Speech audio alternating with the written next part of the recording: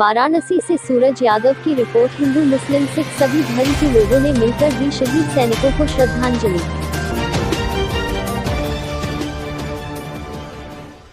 वाराणसी के गंगा तट पर शहीद सैनिकों को श्रद्धांजलि देते हुए सर्व धर्म प्रार्थना सभा किया गया। इसमें हिंदू मुस्लिम सिख सभी धर्मों के लोग शामिल हुए। वैदिक ब्राह्मणों द्वारा शांति पाठ करके शहीद सैनिकों की आत्मा की शांति के लिए विशेष प्रार्थना किया गया। मां गंगा की आरती और विशेष प्रार्थना करके सभी शहीद सैनिकों के आत्मा की शांति और मोक्ष के लिए प्रार्थना किया। मुस्लिमों ने सरकार से मांग करते हुए कहा कि जिस तरह से पाकिस्तान के नापाक हरकत पर जवाब दिया गया था, उससे बड़ा जवाब चीन को तभी सभी देशवासियों को अच्छा लगेगा और शहीद हुए सैनिकों के लिए सच्ची श्रद्धांजलि होगी। जी, परिचय आपका? संदीप केसरी, अध्यक्ष केसरवानी समाज।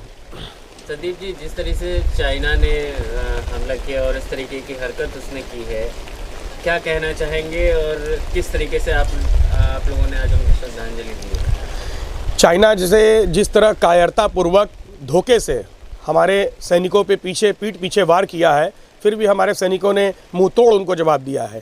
गिलावन घाटी पे हमारे जो 20 सैनिक शहीद हो गए, आज उनको श्रद्धांजलि देने के लिए हम लोग गंगा के पावन तट पर सभी धर्म के लोगों के साथ, हिंदू मुस्लिम सिख ईसाई सारे भाइयों के साथ हम लोग उनकी आत्मा की शांति के लिए प्रार्थना किया है। ईश्वर से हम प्रार्थना करते हैं कि उनकी आत्मा को शांति मिले।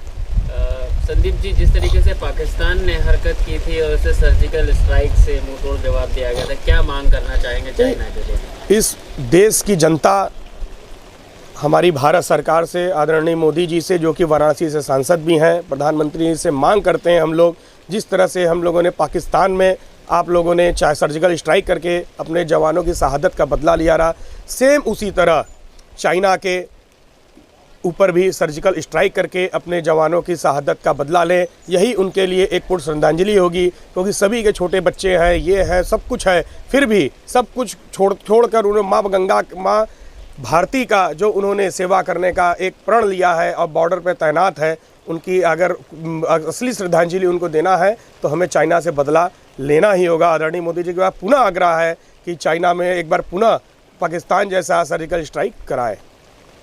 आम आदमी किस तरीके से चाइना का विरोध कर सकता है या इस तरीके से श्रद्धांजलि दे सकता है इन लोगों को? इस चाइना की आर्थिक स्थिति अगर आज ये मजबूत है तो उसमें सबसे बड़ा योगदान हमारे भारत का है कि 134 करोड़ आबादी, 130 करोड़ आबादी का दूसरा कोई देश चाइना के बाद नहीं है, वो भारत ही है।